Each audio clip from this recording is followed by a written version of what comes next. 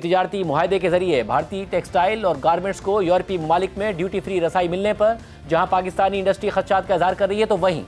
بنگلہ دیش جو یورپی یونین کو ٹیکسٹائل خاص طور پر گارمنٹس برآمد کرنے والا ایک بڑا ملک ہے اور وہ پاکستان اور بھارت دونوں سے یورپی منڈیوں میں مقابلہ کرتا ہے، مگر وہاں کے صنعت کار EU انڈیا ڈیل سے پاکستانی صنعت کاروں کے مقابلے میں کسی فوری خطرے کے حوالے سے زیادہ پریشان یا فکر مند نظر نہیں آ رہے ہیں۔ BBC کے لیے تنویر ملک کی رپورٹ کے مطابق یورپی یونین اور انڈیا کے درمیان طے پانے والے تجارتی معاہدے کو جنوبی ایشیا کی ٹیکسٹائل اور گارمنٹ صنعت کے لیے ایک اہم پیش رفت کے طور پر دیکھا جا رہا ہے۔ یورپی یونین اس وقت پاکستان اور بنگلہ دیش دونوں کے لیے سب سے بڑی برآمدی منڈیوں میں شامل ہے۔ بنگلہ دیش یورپ کو تیار ملبوسات فراہم کرنے والا بڑا ملک ہے، جبکہ پاکستان بھی ٹیکسٹائل اور گارمنٹس کی نمایاں مقدار یورپی منڈیوں میں بھیجتا ہے۔ پاکستان میں ٹیکسٹائل کے شعبے سے وابستہ افراد کے مطابق اگر انڈین گارمنٹس اور ٹیکسٹائل مصنوعات کو یورپی یونین میں ترجیحی رسائی حاصل ہوتی ہے تو قیمتوں کے اعتبار سے انڈین مصنوعات یورپ کے لیے زیادہ پرکشش ہو سکتی ہیں اور اس سے پاکستان کے گارمنٹس شعبے کے لیے مشکلات پیدا ہو سکتی ہیں۔ بنگلہ دیش میں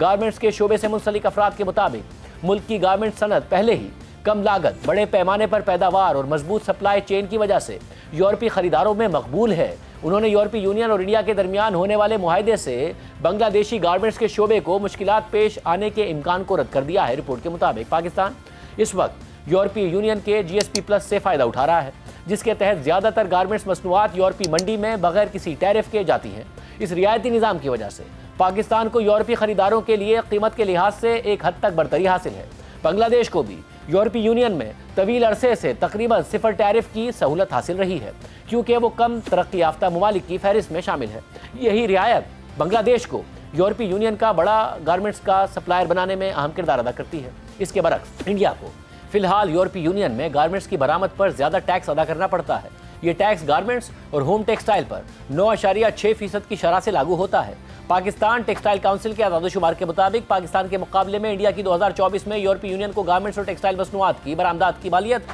$5.6 ارب رہی۔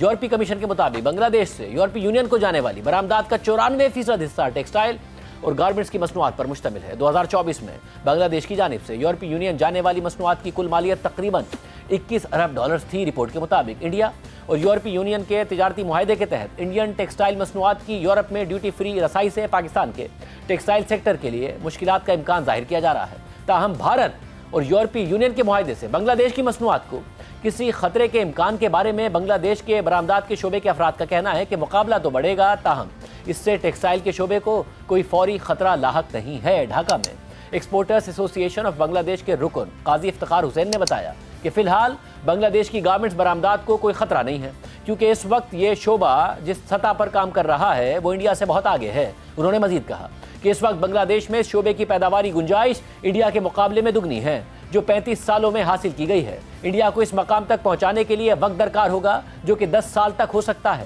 اس لیے فی الحال خطرے کی کوئی بات نہیں ہے۔ بنگلہ دیش کی ٹیکسٹائل اور garments industry EU India deal سے کسی فوری نقصان کے امکان کو رد کر رہی ہے، تاہم بنگلہ دیش کو یہ پریشانی ضرور ہے کہ 3 سال بعد کیا ہوگا جب بنگلہ دیش یورپی یونین کے لیسٹ ڈیولپڈ کنٹری کے بریکٹ سے باہر نکل جائے گا یا کم ترقی یافتہ ممالک، اور پھر یورپی ممالک میں بنگلہ دیشی گارمنٹس کی ڈیوٹی فری رسائی ختم ہو جائے گی۔ بنگلہ دیشی اخبار ڈیلی اسٹار کے مطابق بنگلہ دیش اس وقت یورپی یونین کو اپنی گارمنٹس بغیر کسی ڈیوٹی کے برآمد کرتا ہے، لیکن بنگلہ دیش کو یہ سہولت کم ترقی یافتہ ممالک کے درجے کے تحت حاصل ہے، جو رواں سال نومبر میں پوری ہو جائے گی اور اضافی 3 سال تک ہی جاری رہے گی۔ بنگلہ دیش کے سینٹر فار پالیسی ڈائلاگ کے فیلو مصطفیٰ ظہور رحمان کا کہنا ہے کہ یہ سہولت ختم ہونے کے اثرات نمایاں ہوں گے، خاص طور پر گارمنٹس کے شعبے کے لیے۔ انہوں نے خبردار کیا کہ جب بھارت کو ڈیوٹی فری رسائی مل جائے گی تو بنگلہ دیش یورپی یونین کی منڈیوں میں کم کمپیٹیٹو ہو جائے گا۔ ڈیلی اسٹار کے مطابق 1975 سے حاصل اس تجارتی سہولت کی وجہ سے بنگلہ دیش چین کے بعد یورپی یونین کا دوسرا سب سے بڑا گارمنٹس ایکسپورٹر بن چکا ہے، یہاں تک کہ کچھ کیٹیگریز جیسے کہ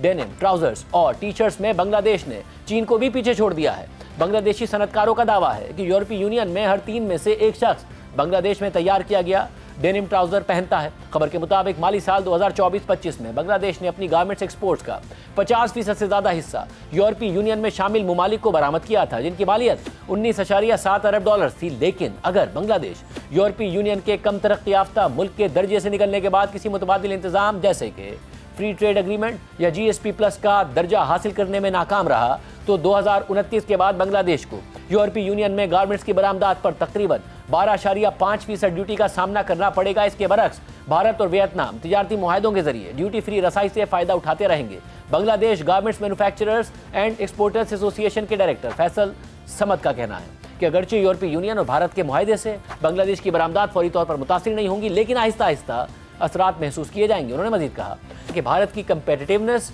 दो स्ट्रेंथ्स पर इन्हिसार करती है, एक खाम कपास और दूसरा ह्यूमन रिसोर्स। साथ ही भारतीय हुकूमत की जानिब से वसी माली और पॉलिसी सपोर्ट भी फराहम की जाती है। फैसल समद के मुताबिक इसके बावजूद बांग्लादेश को अब भी कई एडवांटेजेस हासिल रहेंगे, जिनमें मकामी पैदावारी सलाहियत और अहम मसनूआत में पायदारी शामिल है, जैसे कि डेनिम ट्राउजर्स, टी शर्ट्स और स्वेटर्स समेत मर्दों और खवातीन के दीगर मलबूसात।